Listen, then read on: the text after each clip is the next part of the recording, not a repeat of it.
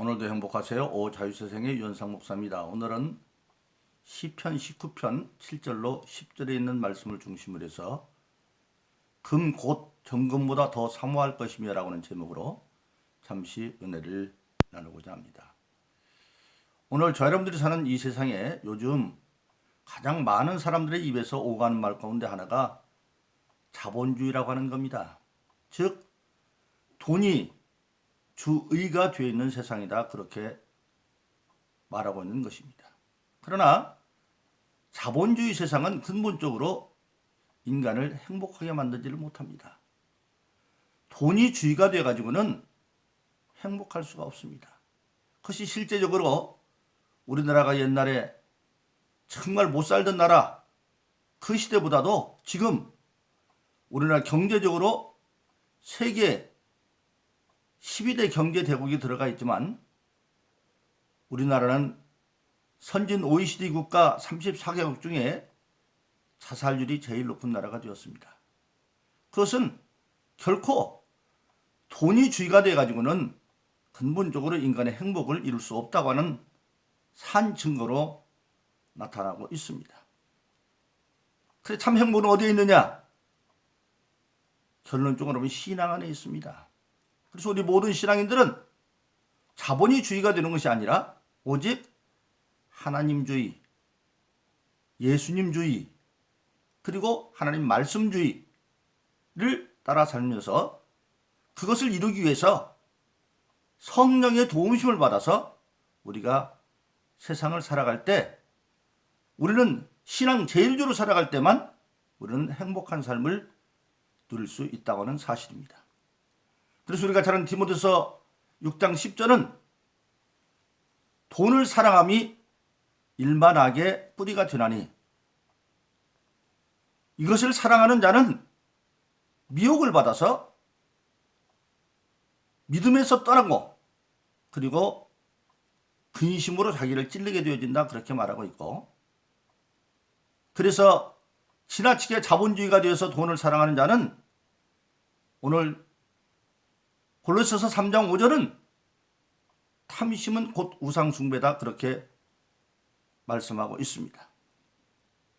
그래서 누가복음 16장 13절은 결코 재물과 하나님은 겸하여 섬길 수가 없다, 그렇게 말씀하고 있습니다. 그러면 돈은 어떤 존재냐? 돈은 꼭 있어야 됩니다. 근데 그 돈은 사랑이나 섬김의 대상이 되는 것이 아니라 오히려 사람과 섬김의 대상을 위해서 쓰여지는 소모품이 되어야 됩니다. 근본적으로 하나님께서 우리 모든 믿는 자에게 주신 것은 사랑의 실천입니다.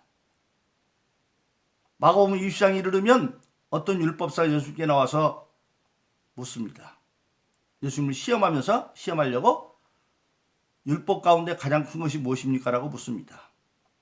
근데 그 당시 예수님 시대에 유대 나라는 하나님의 말씀의 십계명서에 비롯된 하나님의 모든 말씀들, 신명기나 레위기나 모두 써진 그 말씀들이 실천조정되어 있어서 실천사항이 무려 611가지로 나눠져 있었습니다. 하지 말라고 하는 것 365가지. 그들은 인류성 아담이 죄를 짐으로 마귀가 세상 임금이 되었고, 그래서 세상 임금은 하루하루마다 해서 안 될 것을 하라고 하는데 그건 하면 안 된다. 그래서 하지 말 것을 365가지, 365를 기준으로 해서 365가지 하지 말 것을 정해놨고, 그리고 할 것은 246가지. 그들은 생각했습니다. 하나님께서 우리 인간을 만들었는데 우리 인간의 모든 신체 부위는 따지면 246가지 부위로 되어져 있는데 그 246가지는 하나님이 만들었기 때문에 하나님의 뜻대로 해야 된다. 그래서 해야 할 것 246가지. 그래서 전부 합치면 할 것과 하지 말 것을 합치면 611가지나 되었습니다. 지금 예수님께 그걸 묻는 겁니다. 이 611가지 가운데 어떤 것이 제일 크냐? 만일 예수님이 어떤 것이 크다 그러면 그 율법사는 예수님께 핑계를 잡아서 그러면 나머지 610가지는 아무것도 아니란 말이냐, 그렇게 지금 시험을 하고 있는 겁니다. 그런데 예수님은 그런 611가구 가운데 어떤 것을 지적한 것이 아니라 율법의 전체 하나님의 의도를 밝힙니다. 즉 율법과 선지자의 대강령이 뭐냐? 그걸 말하는 겁니다. 그래서 예수님은 그렇게 말씀하시죠. 마음을 다하고 목숨을 다하고 뜻을 다해서 하나님을 사랑하고 이것이 첫 번째 드린 계명이고 또 이와 같이 내 이웃을 내 몸처럼 사랑하라 하는 것이 두 번째 계명인데 이것이 모든 율법과 선지자의 대강령이다 그렇게 말하고 있습니다. 즉 하나님 우리에게 주신 것은 우리 인간은 하나님과 인간을 마음을 다하고 목숨을 뜻을 내서 사랑하는 것이 모든 율법과 선지자의 대강령이다. 바로 그러니까 물질은 뭡니까?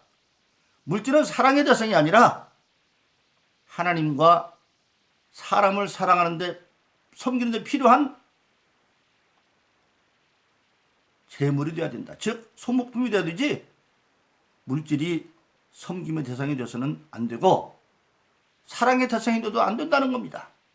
오늘 본문의 말씀은 금 곧 모든 정금보다 더 사모할 것이며 사모한다는 게 사랑하는 거지 않습니까? 그러니까 금이나 은보다도 더 사모할 것이 있다는 겁니다. 그럼 우리 신앙인은 무엇을 사모합니까?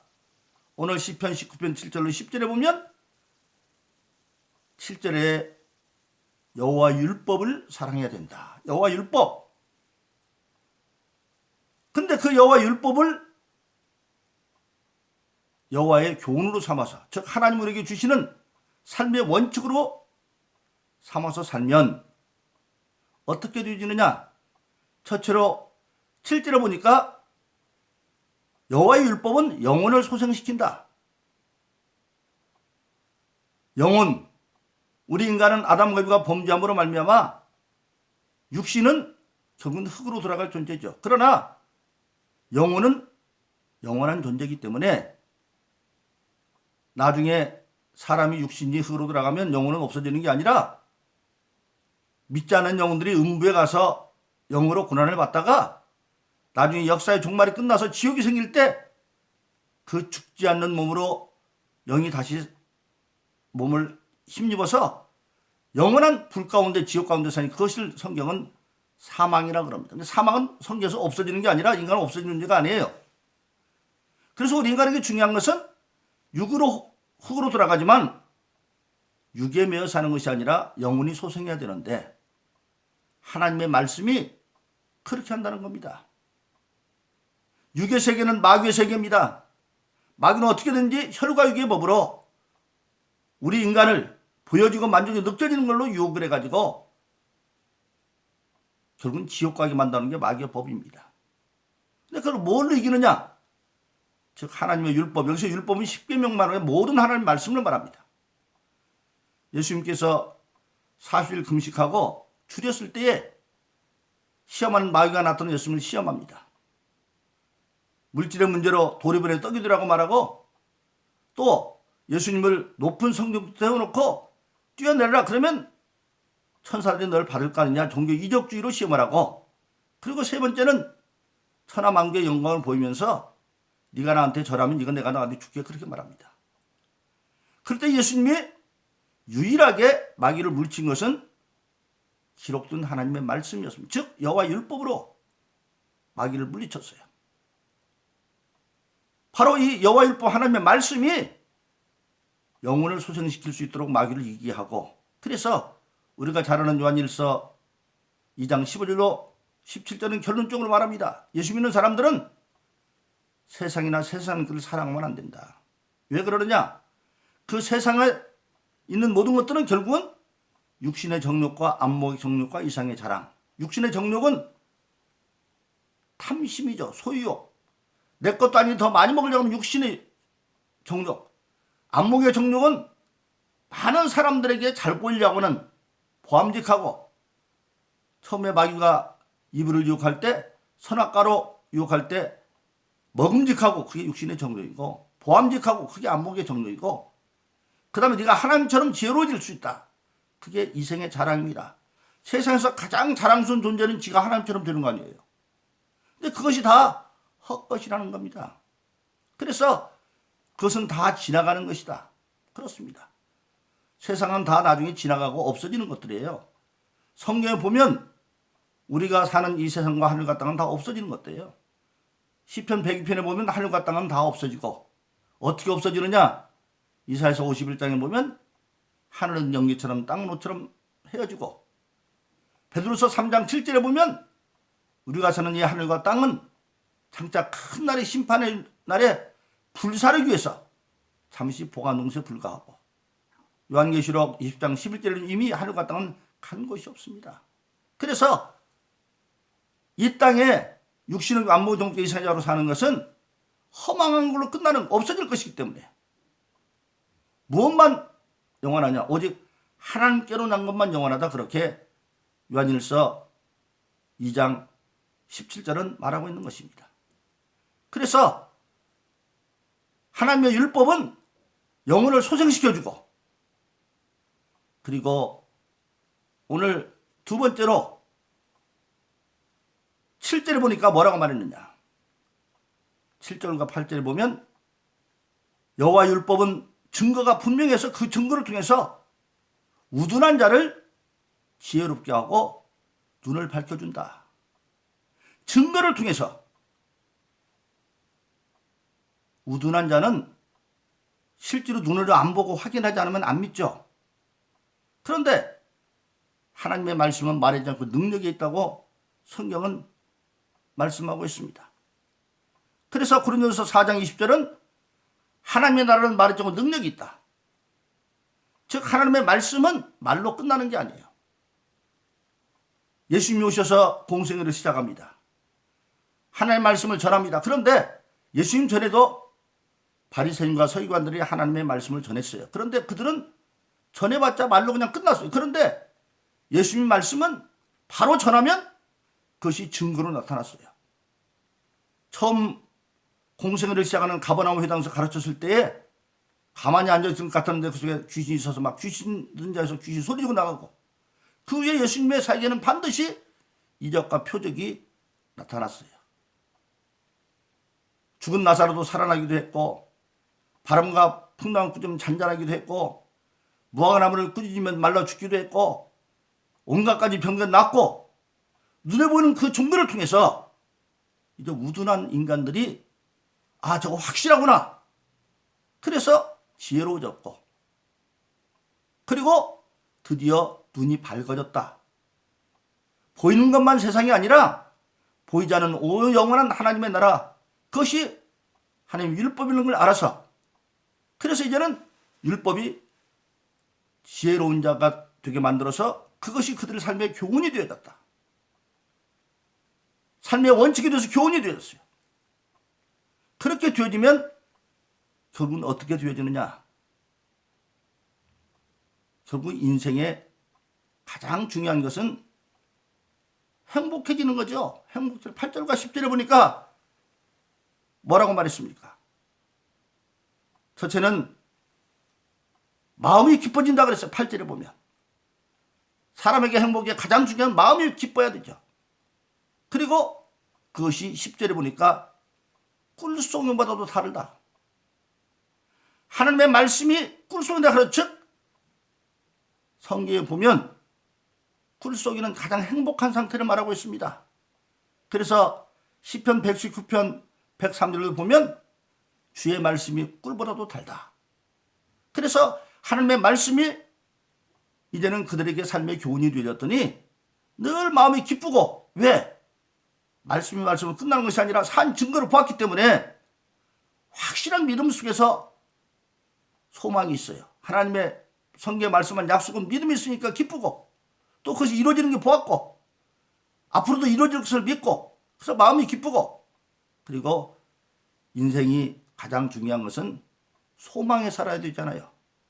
앞으로 미래까지도 하나님 보증한다는 게 있기 때문에 꿀송이보다 단 인생의 삶이 이어진다고 하는 사실입니다. 그런데 그 여호와의 도는 율법인데 세상의 법은 정권이 바뀔 때마다 법이 바뀔 수도 있죠.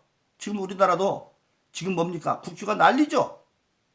선거법을 고친다, 공수법을 고친다 난리인데 그러나 여호와의 법은 10절에 보니까 영원한 규례다. 여호와의 도는 경유할 때인데, 하나님을 경외함으로 지켜야 할 도인데, 그거는 영원한 규례고 영원한 도이기 때문에 여호와의 율법을 믿는 것은 흔들릴 필요가 없다. 바뀌는 법이 아니니까. 세상 건 바뀔 수 있지만 여호와의 경외하는 도는 영원하고 그 규례는 영원하다는 사실입니다. 그래서 예수 있는 사람들은 신앙이 더욱더 깊어질수록 삶의 형태가 간단해집니다. 그래서 예수님은 마태복음 5장에서 말씀하시기를 우리는 옳다 아니다만 하고 살아라.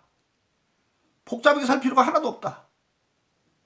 하나님의 말씀에 비추어서 옳으면 옳다 하고 아닌 건 아니라고. 그래서 신앙인의 삶은 신앙이 깊을수록 간단해지는 겁니다. 그러므로 오늘 저와 여러분들이 정말 행복한 삶을 사는 것은 자본주의도 아니고 배금주의도 아니고 더군다나 배금주의. 하나님과 저물은 같이 섬길 수 없는데 돈에 빠져가지고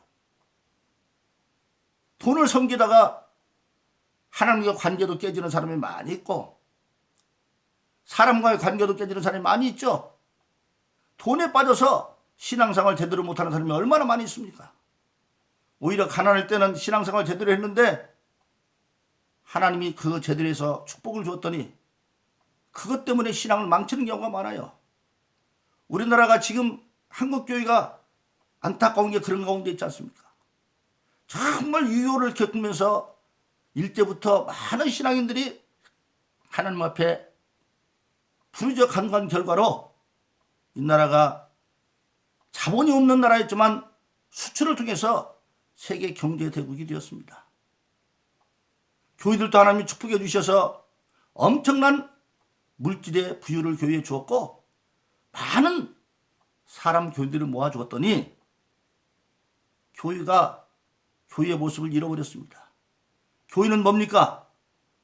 고린도서 1장 2절에 보면 하나님의 교회, 예수 안에서 거룩해지고 성도라 일컬음을 받는 자들, 즉 교회는 건물도 아니고 돈도 아니고 사람인데 예수 안에서 거룩해졌다. 예수를 믿음으로 모든 죄 문제를 해결하고 불의가 사라지고 거룩해졌고 그리고 성령 받은 성도들의 무리가 교회인데 오히려 지금은 많은 드러난 진실한 교회도 많이 있습니다만은 대형 교회들이 하나님이 주신 그것에 사로잡혀서 하나님보다도 예수님보다도 하나님이 주신 것들 많은 교회 성도와 그리고 물질이 오히려 우상이 되어져 있습니다. 교회가 커야 되는 것 바람직하죠. 그런데 바람직한 목적도 되지 않았기 때문에 지금 혼란에 사로잡혀 있습니다. 그래서 우리는 신앙은 오직 하나님 말씀 앞에서 옳다 그러다 그걸 깨달아 살고 그러면 그것은 마음에 기쁨이 되어지고 꿀송이 같은 행복한 삶이 이루어지는데 그게 안 되기 때문에 잘못되어지고 있는 겁니다. 그래서 오늘 본문의 말씀은 금은 곧 정금보다 더욱 사모할 것이 뭐냐? 사랑할 것은 하나님의 영원한 말씀을 따라서 그것을 인생의 교훈을 삼아서 그것은 영원히 변치 않는 영원한 하나님의 법인 것을 믿음으로 오직 하나님의 말씀을 내 생활에 이루어져 삶으로 우리가 마음이 기쁘고 그리고 꿀송이처럼 행복한 삶을 사는 그런 바람직한 신앙의 삶을 살기를 예수 이름으로 축원합니다. 오늘도 행복하세요. 오 자유세상의 유현상 목사였습니다. 감사합니다.